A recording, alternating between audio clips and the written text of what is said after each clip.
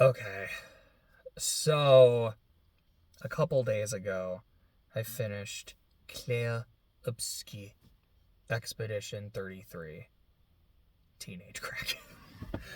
And to put my playthrough in perspective in a few ways, number one, in terms of timing, I finished, I think when I booted up my save for the final boss, I had about 40 hours.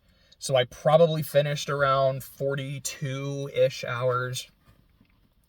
The first 12 and a half, I played with my friend who had already played the game, who was like, okay, like I played a bit at his house. He's like, okay, for Christmas, I'm getting you a copy. Is that cool? I'm like, that's exactly what I wanted. Thank you. So I played it a few times at his house, and I was about 12, maybe 12 and a half hours in. And I think I was very close to the end of Act 1. Like, I think I had just gotten Esquier. So I got the scene with Gustav. And like, get out of the way! By the way, photo mode was a mistake, but was also like a gift from the Paintress. Because the ability to take a cutscene and say, okay, I'm going to time out. I'm going to maximize the field of view, and I'm going to turn off collision, and I'm going to get the most cursed photos of Gustav and Verso and my boy Renoir Blanc a few times. It's been so fun. I love doing it. I also specifically was like, okay, so there's an option to either have my fits on in a cutscene or off. And if we got that shit on, we got that shit on. I don't care how goofy I look. So we have these like really big emotional endgame cutscenes where Lune's hair, because I gave her the accent hair, and she looks like the Bride of Frankenstein. And here's the thing, as goofy as it looks, it's like, what is this? Why would you do this and ruin your experience? It didn't. Because I think, like, the emotions of those scenes are still that good, even with the goofy aesthetics. Even with Verso, like, wearing his baguette outfit 90% of the game. I'm like, no, like, I still feel a strong emotional connection to what's happening. But back to my point. I did about 12 and a half hours there, and I finished the game, like, once I had my physical copy, I finished the game in probably, like, 5 days. That was about 30 hours in 5 days, including Monday, where I literally played the game for 8 straight hours. Like, I am off today. Maybe I was at the monolith. Like, I just got into the monolith. It's like, okay, can I finish the game today? And by the end of that 8 hours, I had finished the monolith and the cutscenes after, and it was time for the greatest expedition in history. I'm like, that sounds like a lot, because I didn't know it was just a cutscene. I said this in the CTT video. It was like, when I got to that point, I was like, do I actually have to play the greatest expedition in history? This is giving me Finding the Triforce and Wind Waker vibes. I don't really want to do this, and I was just kind of ready to, like, plow through, get to the end, let's go, like, keep that momentum. This ain't it. And then realizing later, like, oh, no, I like, totally could have done that, and it would have been awesome. Oh, well, say la vie.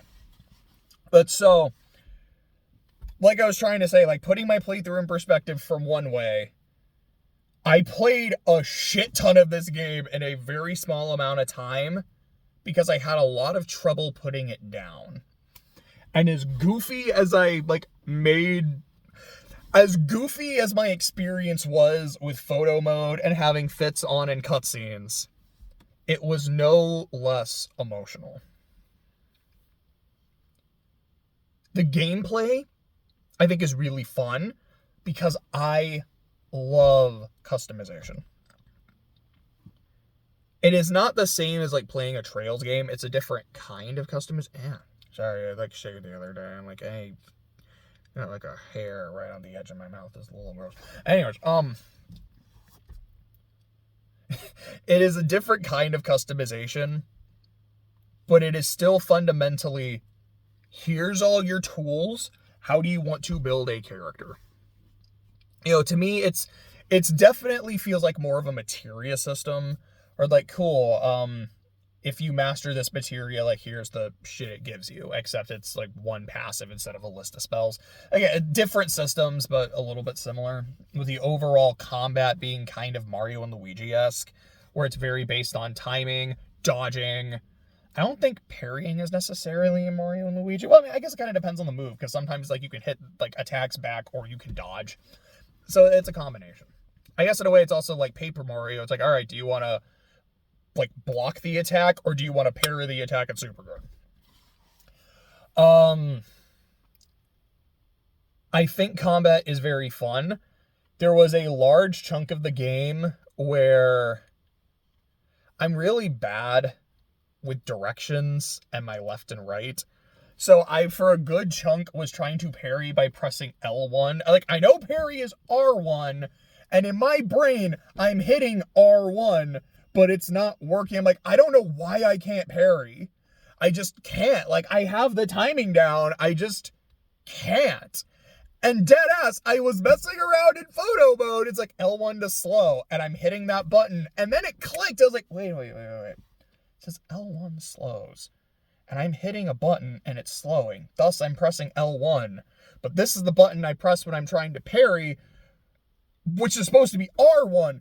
Oh, no wonder it's not working. So me messing around in photo mode helped me get better at the game, because it made me realize a fundamental mistake I was making. One thing I tried to do while playing the game was essentially, once I get a Picto, I'm trying to master it immediately just so I have the passive. And so that way it wasn't at the end of the game like, okay, here's a list of stuff that I'm interested in.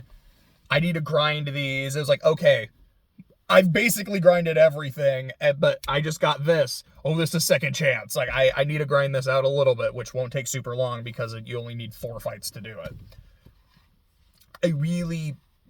I guess, like, I like the way I chose to play the game, because I found that really helpful once I got to the end. It was like, here are my options. What do I want to do? My party for the end game, I will say, like, I didn't do any of the post-game stuff. I just kind of, like, after the monolith, I basically just went to finish the game. Sorry, brain stop for a second. My main trio is Mael, Lune, and Minoko. I gave Mael a burn build. So she had, I don't remember the name of the weapon, but it's the one you get from the Coliseum. And it's the, like, you start in Virtuose stance, burns, I think it's burns applied in Virtuose are doubled, and then burn damage is doubled. So I would just have her, like, on her first turn use Pyrolyze, because I made sure, I was like, you have energizing start, energizing start, energizing start. I had 3 of those equipped and energizing turn. So she would literally get 5 AP at the start of the fight. So she would start with 9 and could just Pyrolyze turn 1 in Virtuose. And like, okay, we can Swift Stride, we can Mezzoforte if we need. There's one other, I mean, there's a couple other skills she had. Like, I think called Breaking Rules, which is the one that just lets her break shields. Like, that's really nice. I know she had, what was it called? It was like Fleurette Fury or something. It's her breaking move. I had that for a good chunk of the game. And then I realized, like, I literally never use this. It just never comes up, unfortunately. So I think I took it off. I don't remember what I put in its place, but there's one other skill I gave to her, which is spoilery. Because I've said a lot of stuff about the game. I'm trying to keep spoilers to a minimum now when I'm not talking about story. But there is a spoiler ability, if you know, you know, and I'll name it later, that I got for her. And I made sure to equip it. And it was the finishing blow on the final boss. And that wasn't a plan. It just happened like that. But it was very, very poetic. Loved it. Lune, I don't remember weapon names, but her weapon was every shot generates a random stain. So I would use that, get stains, and I think that same weapon also had this, because it only had 2 effects. I never got her third. The second effect, I believe, is when you consume a stain, you just get AP. So using Mayhem or Elemental Genesis would just give her that AP back. Thermal Transfer on a flaming enemy, because I was doing a burn build, would give her that additional AP. Plus now, if she got the extra turn and could play again, she gets additional AP for that. A lot of it was just kind of, I'm going to shoot you for a bit in RNG. Like, can I burn you? Can I mark you? Can I just get 4 random stains that I want, like, to get the extra turn? Elemental Genesis. And it was really fun. She also had Revitalize and Rebirth. Actually, I took off Revitalize at one point to add Typhoon. So this is just healing and damage. I'll take that. I remember her crit rate was, like, insanely high. Like, she was... I mean, I had Roulette on both of them, so... we were hitting the damage cap reliably. And then Minoko, I just built him as a tank. Like, okay, you need agility so you can have turns, dude. But I want you to have, like, health and defense, because my girls here are made of glass. You need to be the tank. And like, I did give him some offensive abilities, but as the game went on, I was like, okay, I just want you to have breaking skills, like the Stalak punches to increase break gauge, the bonk to break, or like for just 20% if he's in caster. No, sorry, that it's if he's in agile, or if I'm using an almighty. Or a lot of different support skills, like regen, adding shield, which Sanctuary also does. The Troubadour thing, where it's like, cool, just apply a random buff. Oh, are you in caster? Well, apply 2. Or maybe it's in heavy, but I think that one's for caster. It's like, yeah, just apply 2 random buffs, go for it. Which is really nice. So that was like my primary build for a good chunk of the game. Is there anything else I want to talk about before going into the story? I don't know if I really said much about I think I said, like, the music's really good, and, like, I like the art style. I think I said those. If I didn't, there you go. I will say, like, I took a lot of meme photos. I took a lot of legit photos, too, because sometimes I was like, this is just genuinely pretty. You're like, okay, that's a good shot. That's cool. So now I will talk about the story. So I'm just going to go into spoilers. Thou hast been warned. The prologue, I have frequently, consistently described it as, I find the prologue gripping. Just that idea of, like, all right, here's these 2 people, and then one of them gomages. Which, fun fact, I looked it up during the prologue. I was like, what does that mean? Like, what does that actually mean in French? And I was expecting it means, like, you know, death or disappear or something like that. It means scrub. And at that point in the game, I was like, huh, that's interesting. And I'd forgotten later on. I was like, that's, like, interesting. Sure. Yeah. That's exactly what the gommage is. You're just scrubbing those stains out of your canvas. Yikes. Like, it makes it feel so much more inhuman, which is kind of the point, and I think that's great. But just that, like, Logan's Run aspect of, like, okay, once you get to a certain age, you just die. Although that's more government sponsored and this is magic. And that age keeps going down. And we are on an expedition. We are not the 33rd exposition, because we went backwards, but we are Expedition 33, and we are going to do this. We are going to go fight the paintress who is gommaging us, and we are going to save the world for those who come after. Great start. And then you hit the beach, and I was like, oh, this is like straight out of the Odyssey, because all the crewmates are just getting slaughtered. This is brutal. And then there's just that moment where Gustav wants to kill himself and like the gun is in his mouth. I'm like,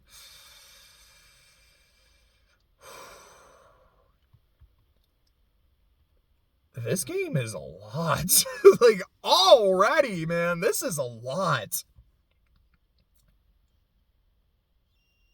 And then, like, when Lune finds him and she saves him from himself, there's something that's said in that scene that I quoted a lot throughout the game as, like, a joke.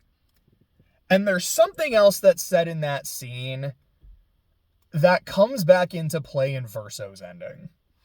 It's when they're talking, Gustav's like, yo, fuck the mission, and blah, blah. And then, like, they finish the talk, and then she's like, fuck the mission? Really? And then he's kind of laughing.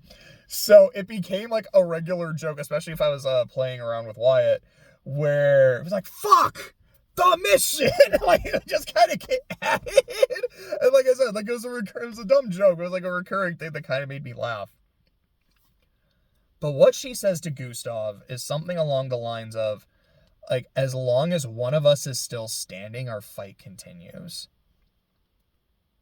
And when you get to Verso's ending, and she's the last one left, she sits down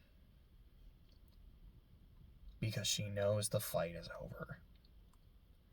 And she is still just glaring at him the entire time. But she acknowledges, my fight is over. And fuck you. Oh boy, I cannot wait to talk about those endings. I don't super remember everything else in Act 1. It's like, so around that point, like, you get to the manor for the first time, and you get Mael and the curator, and like, yeah, of course the curator would have found Mael and brought her to the manor. Like, that makes perfect sense. Dude, I know I kind of vaguely been like, yeah, you know, I like the music. The music's good. I just love the theme to the manor. Like, it's so, I don't know the word I want to use for it. Like, I don't want to say unsettling. It's not like, it has this very, like, music box, like, almost like Alice in Wonderland kind of vibe to it for me. Like, I just love it. I think it's so good. Like, it's not, like, it's haunting. I think that's the word I want. It's, like, pleasantly haunting, which is such a weird way of describing something, but it works for me. And then also, yeah, there's a bit where you can, like, Mario 64 through a painting. There was a point, because I got there the first time with Wyatt, he's like, yeah, like, I'm not gonna tell you which one, but there's a painting you can do that too. And then the first one I jumped into was that one. He's like, oh shit, I didn't think you'd find it that quick. Like, neither did I. It just kind of worked. And that was neat. The gestural. So here's the thing. Just first off, I love the gesturals. I love that they're these like really aggro children. Like, that's how they feel. Like, they're very simple. They're very simple-minded. They just want to, like, punch things and be violent, but they're also, like, just kind of bros about it. And then once you get to the end, you're like, okay, these were literally the creations of a young boy. Yeah, that makes sense. And this is getting a little ahead of myself, but Verso talk about how Minoko and Eskie are like his oldest friends, and he's known them for a really long time, and that definitely takes on a new meaning by the end. And oh gosh, I didn't cry when I got to the end. There's a point in Act 2 where I did cry, but like, I can actually feel the tears coming now. I am probably going to start crying at some point when I'm talking about either of these endings, because oh boy. A lot of this shit just hits hard, man. You can't parry the feels. You can parry a lot, but you can't parry these tears. You can parry these hands, but not these tears. Oh, that's gold. Yeah, that's what I should title the video. You can parry these hands, but not these tears. Expedition 33 review. I have to do that off gold. Anyways. The Gestural Village, there was so much fun shit that happened. Like, there's this one where the dude's house is on fire and he's just sitting there. This is fine. That made me laugh. There's one Gestural who's talking about, well, I think he's talking about the theater. He's like, oh yeah, you know, Gestural make theater, and like, this is the thing, like, blah, blah, blah, like, it's genius. And then you can say to him, well, isn't a Coliseum just like a giant theater? Or it's like, it's something like that. And then he just pauses. You're a genius. Like, that made me laugh. There's this one Gestural who you can talk to him and he just stands there and just goes, let's break it down. And then he just starts breakdancing. And then, like, I think the rest of the time you're in the village, like, until you just leave, his model is just breakdancing. I love them so much. So, when I get to Minoko, because I've watched Wyatt play some and like do post-game stuff, which is really important. Because I noticed I didn't say anything because I didn't want confirmation either way. I'm like, I don't see Gustav in his party. Like, when he brings up the menu, Gustav's not there. And I'm just watching this cutscene where he's fighting, what's his name, like Obscur, like SKA's cousin. I like to call him Majin Buu. I'm like, yeah, I don't see Gustav here either. He dies, doesn't he? We'll get to that. But I had seen Minoko. And so I just see like this big like baboon looking dude holding a staff. And I didn't like see what the bell was. I deadass thought it was like a shrunken head. Because he's a Gestural, like he doesn't have like a head. I deadass thought this dude was some like witch doctor, shaman monk holding like his severed head and was just like a party member. Like, do you have like a painter's creation that's in the party? Well, that's cool. I can't wait to learn more about this dude. And then when I actually meet him, like, oh, he's a Gestural. Oh, he just got way better. And then just that fucking scene where it's like, all right, like, where are we going? Old Lumiere. Okay, I'm not joining your party. Wait.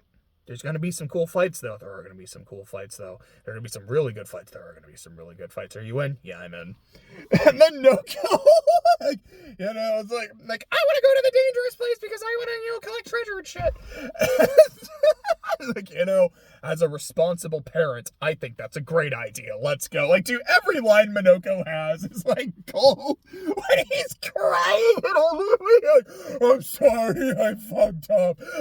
I was just trying to show up. I just wanted to be cool. Oh, he's like my favorite character. It's like, Mael is probably my favorite character. And by the end of the game, I'm like, Verso really makes a strong argument, but I fucking love Minoko. Like, watching Wyatt play, like, I called him Rafiki, and I still will occasionally call him that, but, like, dude, I love him. He's great. Sorry, I went on a tangent, because I got to Minoko a little early, but the end of Act 1, when Gustav dies. Like I said, I was expecting it. I didn't think it was going to be this early. So it did catch me off guard. But I wasn't like, no! It was more of, so we are doing this. We're just doing it a little earlier than I thought. Yikes, man. When I was saying earlier about that spoiler attack, it was Gustav's revenge. And using that to finish the curator. Perfect. Loved it. But that was Act 1. And I was like, this is still really good. Then we get to Act 2. And the fucking scene by the tree. That is the one time playing the game where I cried. And I cried pretty hard. It reminds me a lot of Aerith's trying to say Eris and Aerith at the same time, because, I mean, it's kind of either or. It reminds me a lot of that.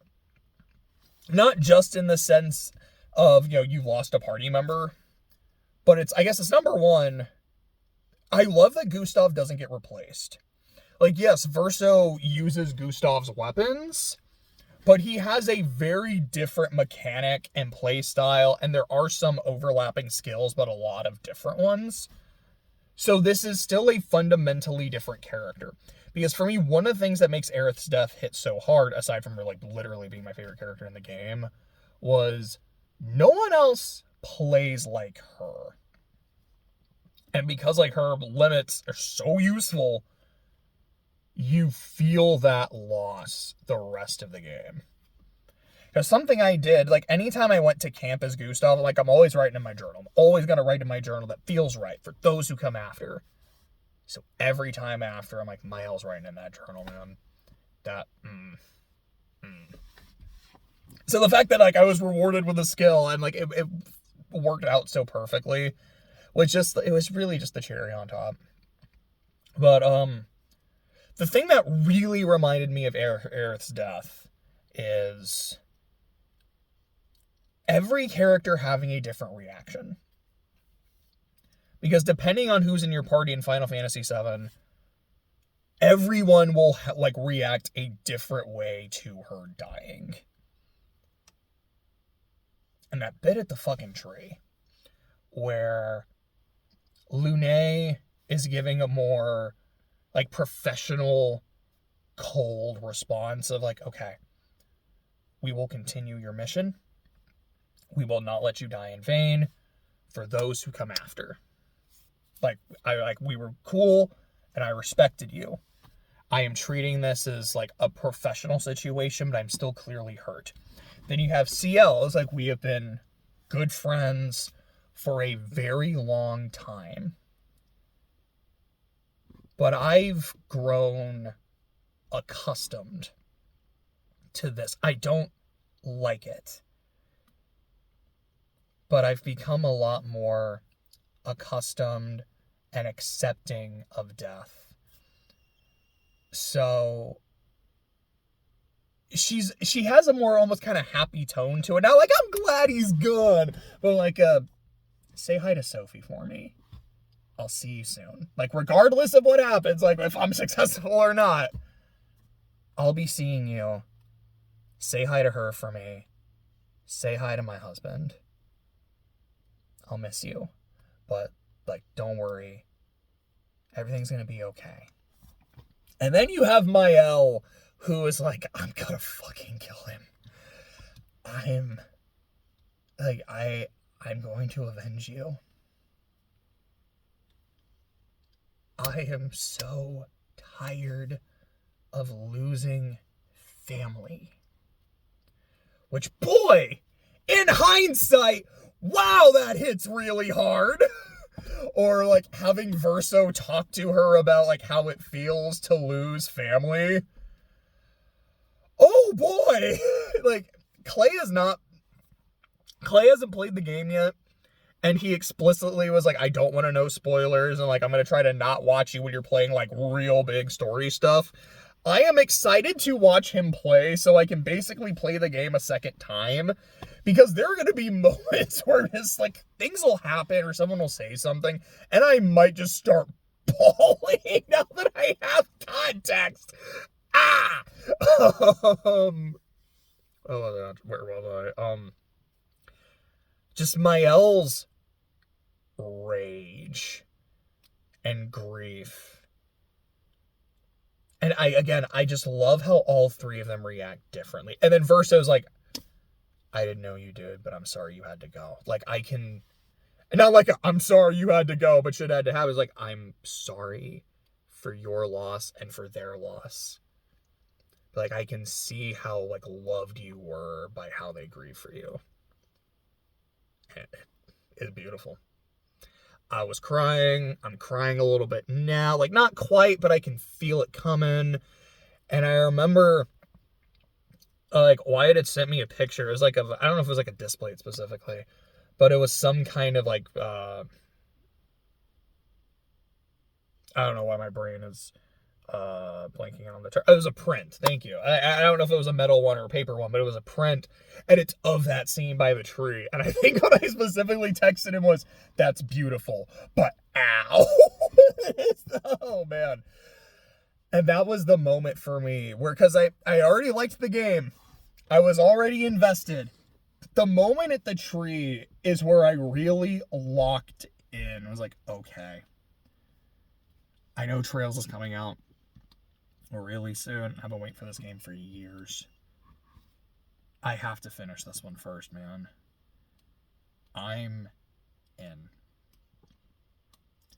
And then, if I'm remembering the rest of Act 2 right, because after that is Old Lumiere, where Yamanoko's like, I'm sorry, I was trying to be cool. And then because you're trying to find the heart of the paintress. Oh gosh. You're trying to find the heart of the paintress, so you go to the fucking house. Oh, again, just like it all makes so much sense. And like you fight Renoir, and that's when the game basically tells you Maëlle is like Alicia's reincarnation, or something close to that. Because like, okay, like she and this Alicia girl look really similar. Actually, I don't think Alicia was named like when she first shows up, but you're like, okay, these two look kind of similar. There's some kind of connection. Renoir is very focused on her, so like Maëlle has a big connection to something here. And then Verso specifically refers to her as Alicia, which again, in hindsight, like I thought that was just like a Freudian slip, because I thought it was some like Kingdom Hearts situation where it's like, oh, okay, like Heartless or a nobody of this other person, because this is like his sister. I think she's like a reincarnation of his sister, or I don't know if I was starting to think it here, but there was a point later on, it might have just been as like some of the stuff was happening in the monolith. I was like, so like, are these people like Maëlle, Gustav, all of them, are they like reincarnations of other people? Are they like echoes of each other? And at one point I dead ass said, I was like, are these like people the paintress has lost, and she makes them as a way of like letting them continue to live on, and this is how she's dealing with that pain of losing people, or like these echoes of people that she's lost? And like basically correct. Oh, it was so satisfying to be right. But again, ow. But like I was saying, it's like, I thought it was like a Freudian slip. It was like, you know, you're not my sister, but you're basically my sister. Like, well, yes, but no, not in the way I thought, because you're not actually her brother. But calling her Alicia is really correct. Man, that's cool. And then after that, you go and deal with the accidents, and like I think that was all right. And then we get to the monolith, and like just as some of these moments are playing out, I'm like, okay, so these are the memories of the paintress. You know, the paintress had a fight with her husband. Was Renoir her husband? That would make Verso her son. And there's that moment of like the paintress sitting with the boy at the piano. I'm like, Verso's thing was piano and music, because his family were like paint artists, or like, I don't know if they were painters necessarily or drawers, but I'm assuming because the paintress, like they were painter artists, but Verso wanted to pursue art in a different way because he loved music. And so did the son die? Was there just a big falling out with the son? But there was a fire, and that's what burned Alicia. And so Maëlle is like a reincarnation of Alicia. It's like, this is her getting to live the life she never really had because of the fire, which is not in the way I thought, but yes. And then, You fight the Paintress. It's pretty awesome. I will say, though... before I get into a gameplay critique, I have to get into another major gameplay critique. I fucking hate that this game doesn't have maps. Like, there's the map, and then when you get into an area, there's not a map. I hate that. I will always basically hate that in any game I play. Just, why not? Why is there not a map? Dude, I can get lost in a straight line. Like, my sense of direction is so bad. As long as there's, like, a couple different corridors I can go to, like, I will want to explore them to find shit. I will get lost. I will get turned around. My cartography... that's how I try to say it. It's like, so cartographer, it's a map creator. So it's like, I am cartographically challenged. I'm directionally challenged. I need maps, y'all. Why are you not giving me a map? Please. But another gameplay critique that I have is just, there's moments, it's generally when a boss is being really cinematic, it gets a lot harder for me to actually follow the attack. And like, okay, so, like, there's this one that the curator has where he just, like, goes up into the air and then he slams down. And I'm like, so I don't know exactly when the attack start. Like, is that the wind up? Because it just seems like it's a big, like, cinematic thing and then he just attacks. And, like, I can't even see my characters on the screen right now, which makes it harder for me to, like form when I'm supposed to dodge. I don't love those. I like the accent doing all this, like, crazy shit. I'm like, it's cool, but I'm sorry. It doesn't work for me with this kind of gameplay, but it is cool to watch. And the Paintress did a lot of that shit. But the fight was pretty dope. And then you beat the Paintress. You go back home. And then everyone gomages. Because it wasn't the Paintress doing it. You went after the wrong person. And Verso knew the entire time. Because he didn't care about saving the world. He just wanted to save his mom.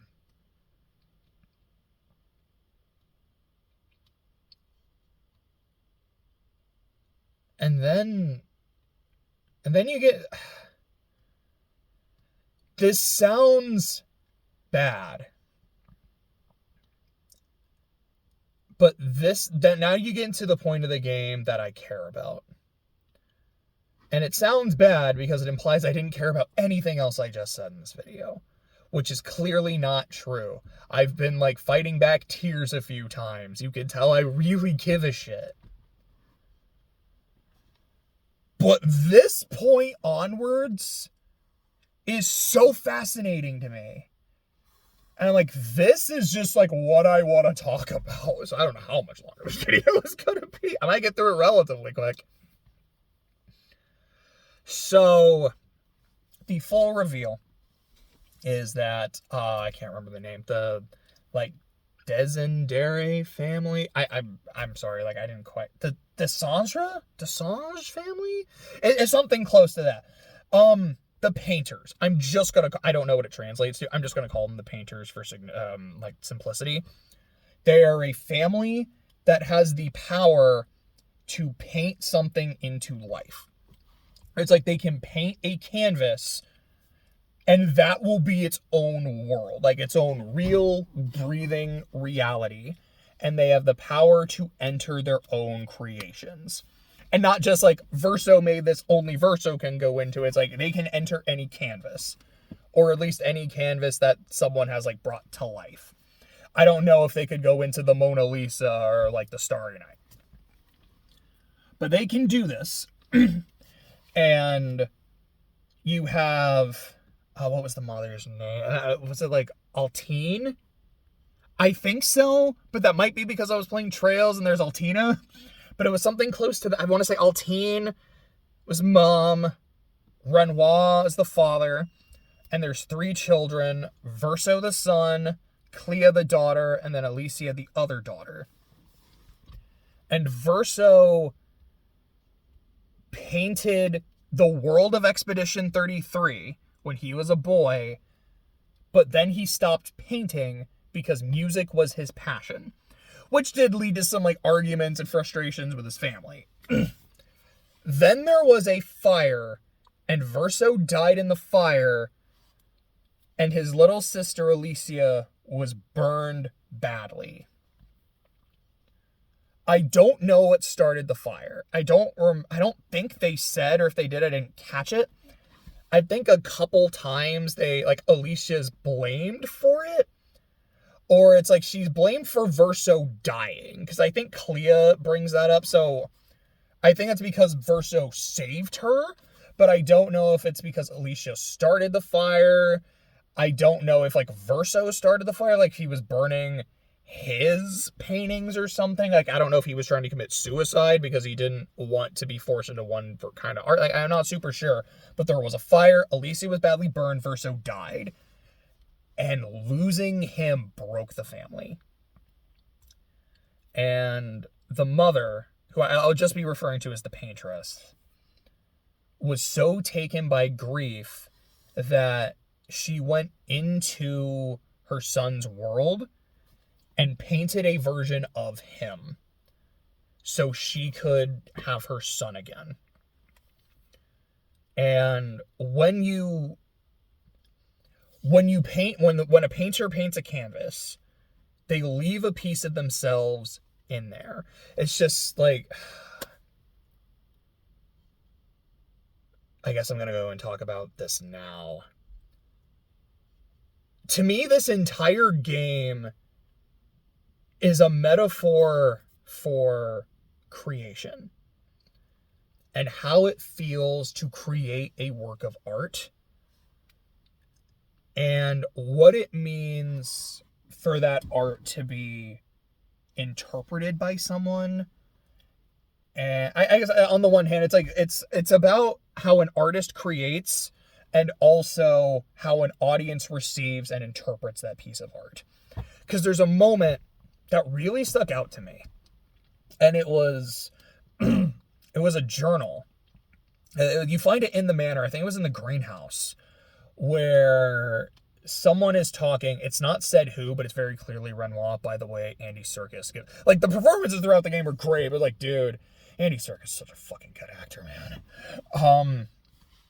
But he talks about how art is like, art is something that's really important. Like, there's that relationship between the creator and the audience, but like, to really create, you have to let down your mask. And when you as the creator let down your mask to create, the audience will let down their mask and kind of let the world come in, or like to really take in the art. And like, that is such a perfect metaphor for what this fucking game is, dude. It's awesome. Because as a creator, you do leave a little bit of yourself in what you create, whether it's intentional or not. And that world that you made does outlive you. Because it's there. People can look at your painting, they can read your book, they can play your game. And they can use it because art can help cope.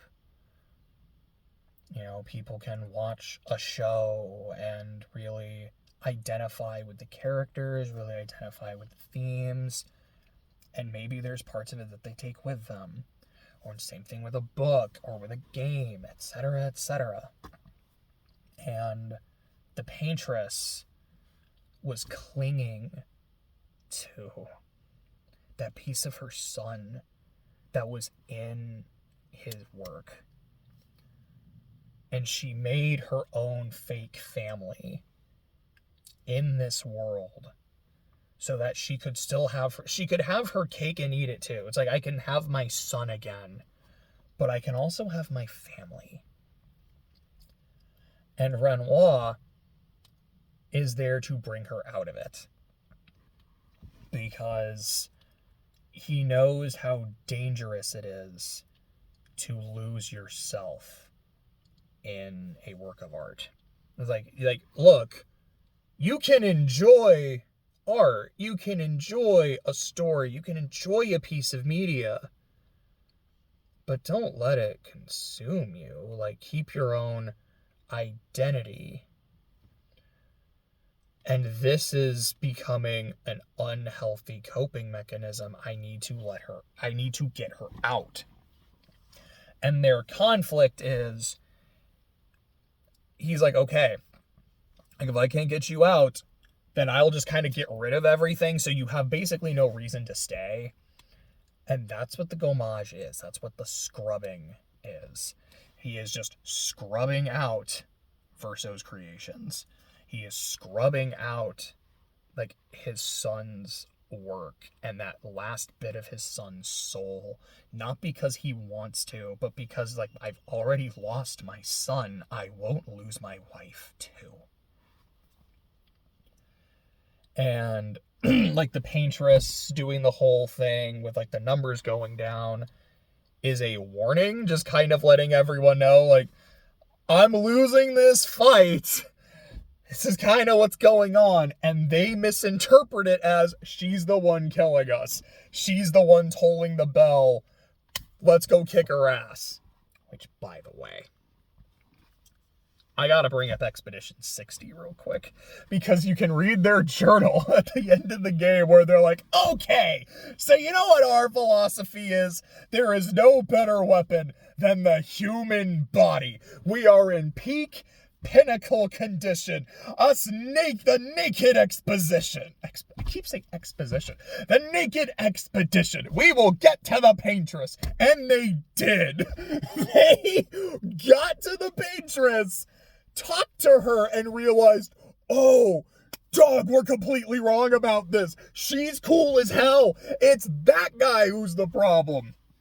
So a team went to go fight him, and the leader of the expedition just started swimming back to Lumiere. He's like, I don't know if I can outswim the gommage, but I have to try, because I'm going to send my team after him, and if they kill him, we win.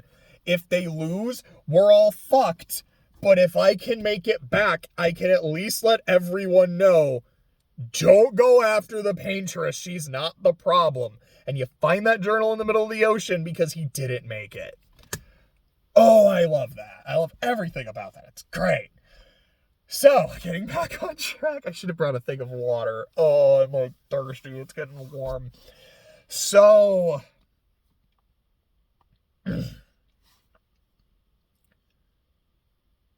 oh, sorry, just trying to think of where I was. Gommage, scrubbing.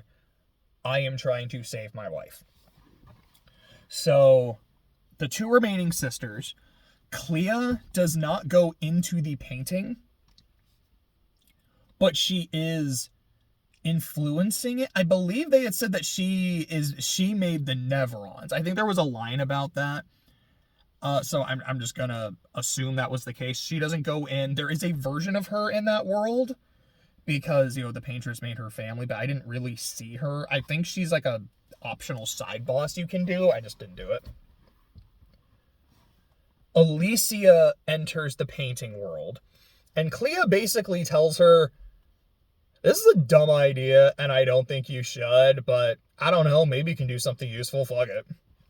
So she goes in, and instead of being just like, here's Alicia in the world, she gets reincarnated, essentially, as Mael. She is born into that world, loses her memories of Alicia.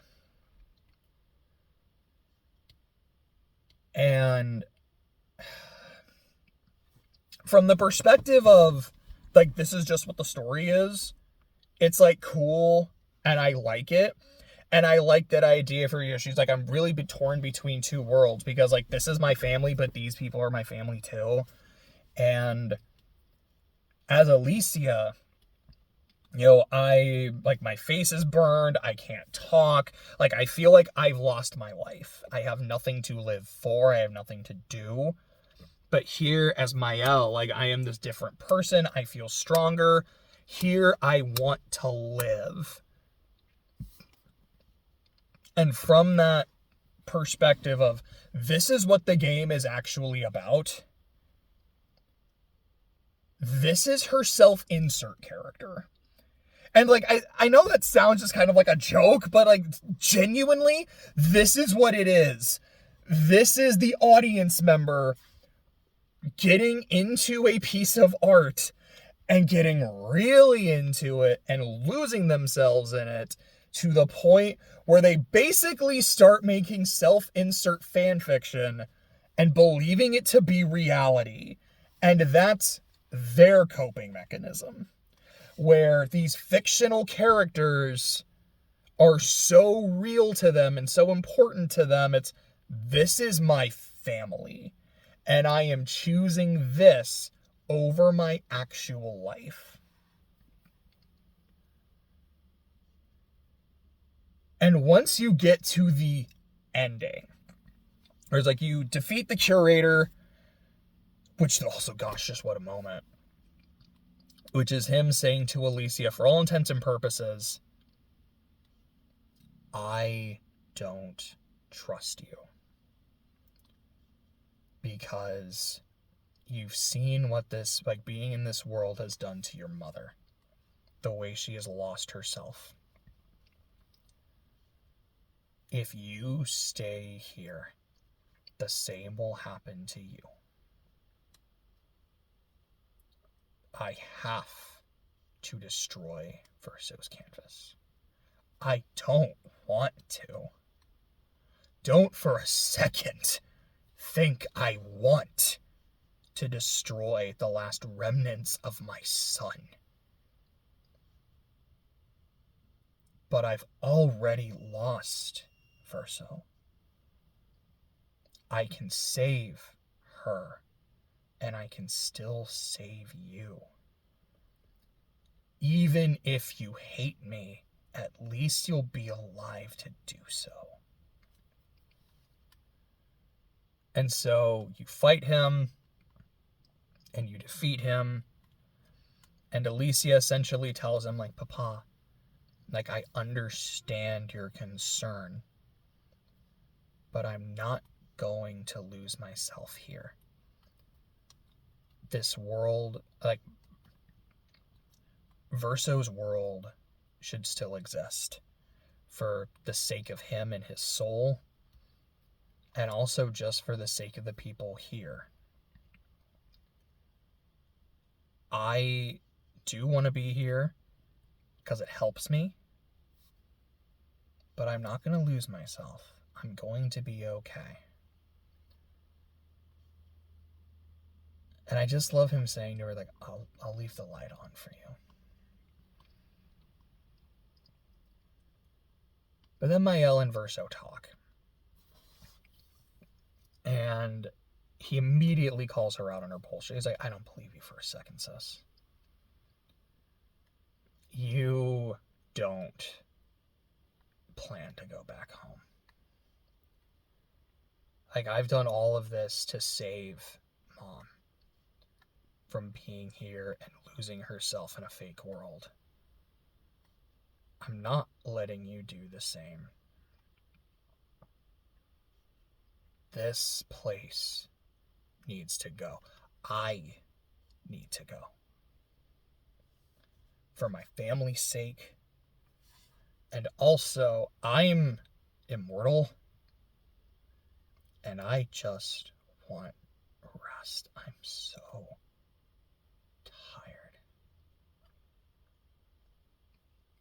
Please, let me rest. And Mael says no. Because I have no life to go back to. It's like, you want to die, Verso? I want to live. And I can't live there. I don't remember who it is that refers to Alicia as a living ghost. Like, I want to say it was Clea. It might have been Renoir. It might have even been herself. Like, that is a living ghost. Here, I am alive. And, like, I will not let you take this from me. So you have the option to play as Verso, to defeat Mael, and end the world. Or play as Mael, defeat Verso, and have the painting keep going. And to be completely, perfectly honest, I picked Mael very specifically, just like, look, man, I don't play Verso. Like, I have not built Verso. If I am trying to 1v1 Mael as Verso, I'm probably dying and I'm probably just going to hit a wall and get frustrated. If I pick Mael, I can beat Verso in one turn, and I did. I pyrolyzed him, did a lot of damage, and at the start of his turn, immediately died to burn damage. Like, there's a whole, like, there's, like, bits of dialogue in between the turns that I didn't see because he was gone. But, in Mael's ending, as Verso is gommaging, and he's just begging her to please end this. I don't want this life. I don't want this life. I don't want this life. And in the final scene, you see that Alicia has brought back everyone. Like, everyone that was gommaged is alive. Gustav is alive. Sophie is alive. And they all gather in this concert hall. Everyone looks a bit older. It's all lovely. And then here comes Verso. It's like older looking Verso. Sits down at the piano. And he doesn't play. And like cuts to the crowd watching. And he's just sitting there not playing. And then it cuts to Alicia, who's got the like painter eyes like around her. Back to Verso. And then he like hits the first note and it fades to black and it starts like playing the main theme. Or at least like when you like boot the game up on PlayStation and then like a music track starts playing, it's that. I assume that's the main theme. And that shit gave me chills. Because I was like, oh, I have two different ways of looking at this.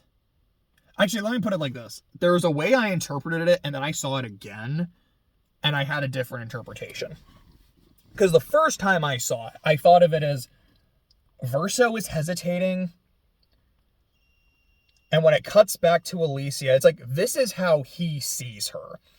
Because he knows what this power is. He knows about getting lost in a canvas. So when he sees her, he just sees like the actual person in the room, like in that trance.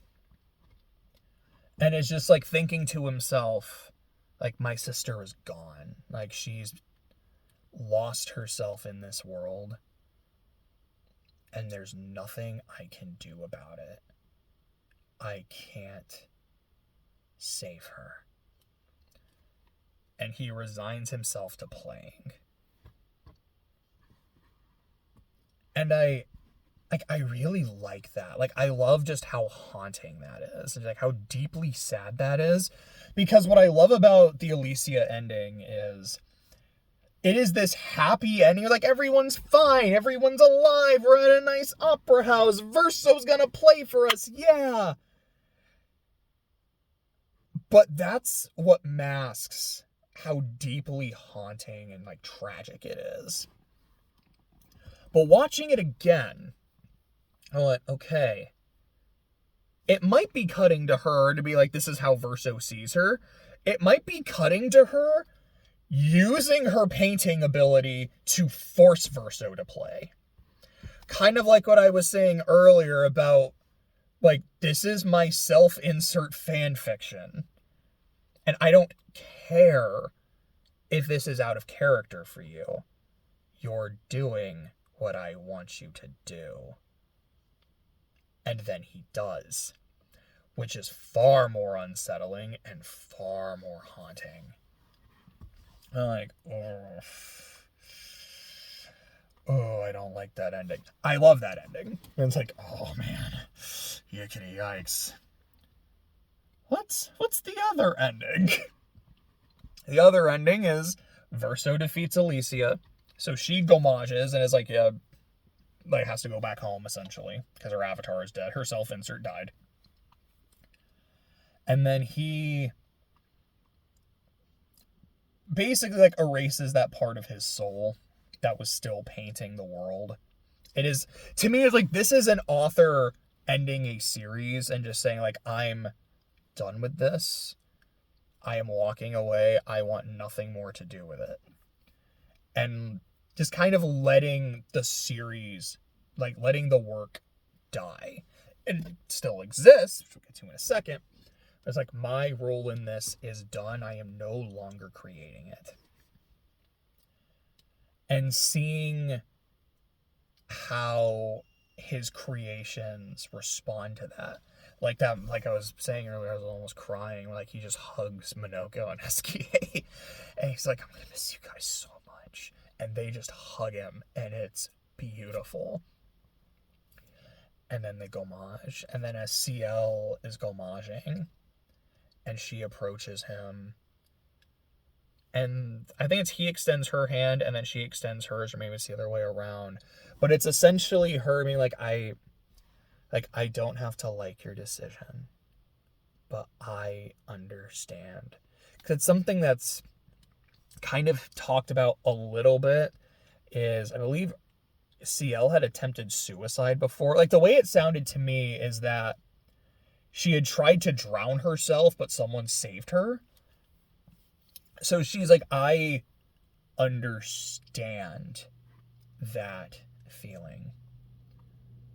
So there's no hard feelings between us. And then she gomages. And then the last one is Lune, who's just glaring at him. And she says nothing. But as long as one of us still stands, her fight continues. And she sits down because there is no fight anymore. It's done. And then she gomages and Verso was gone. And then you cut to the family, like the painters, at Verso's grave, laying flowers. And there's this moment of reconciliation between Renoir and the paintress. And like, you can tell how she's still grieving and still hurt by this.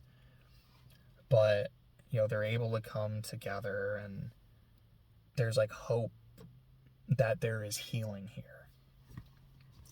And Alicia is there, and like she sees her other family in front of her, and like they all salute her, and like that's how it ends. Which again, to me, if with Verso, it's like, this is the like creator saying, I am done with this, I am stepping away, like this has reached its ending. It is that even though the story is done, even though this piece of art has reached a conclusion, it can still linger with an audience. And if a piece of the author is still in the work, like, I guess, like, if a piece, like, if the author can survive in their work, in a way, the work can survive in a person as well. And it carries on for those who come after. I love it. I really, really do. There was a point when I was, you know, kind of in the midst of theorizing about, like, wait, so is this whole thing like the paintress escaping from her grief and her trauma and like trying to work through it? I'm like, why does this feel so familiar? And Jose was talking to me. He's like, I've heard a lot of people compare this to Xenoblade 3. Is that accurate? I'm like, yes, this is similar, but there are some differences. Like, I think the third act of Xenoblade 3 is okay and kind of messy, but it still sticks the landing. Whereas for here, I'm like, no, the third act is like the best part of the game. And they're like similar, but still quite different. It reminds me a bit of Gridman. It's like SSSS, I think is what it is. Where the whole plot, once you get the full reveal, is like, this is a fake world created by... Essentially, this is a young girl's fantasy world that she has created, where, like, she is the star, she's, like, the coolest, most popular, most beautiful girl and all of that, because of how shitty her actual life is. And this is her escape. And, like, this is her self-insert and all of that. And the fight to get her out so she can really live her life. But also, and this is what really got me when I made this connection, and I intended to wear the blackjack shirt, but I completely forgot to. This is the lucidity lens of Project Horizons. Of escaping your grief and your trauma by living out this fantasy where you can be like the hero, but you are still confronted by those ghosts that haunt you. And at the end, you will wake up and have to live the rest of your life. But you will still carry that experience with you, because even if it wasn't real, it was real to you. And I was just not expecting to make that connection, but it was cool that I did. Like, I thought it was cool to me. So yeah, look, you can parry these hands, but you can't parry these tears. This game is phenomenal. I am so glad I played it. I can't wait to watch Clay play it, so I can, like, kind of put more pieces together and be like, oh man, like, anytime there's just the boy, like, fading away, because now that I understand, like, this is Verso, and, like, this is the part of him that's left, like, I might just cry at some of these points, and, it's gonna be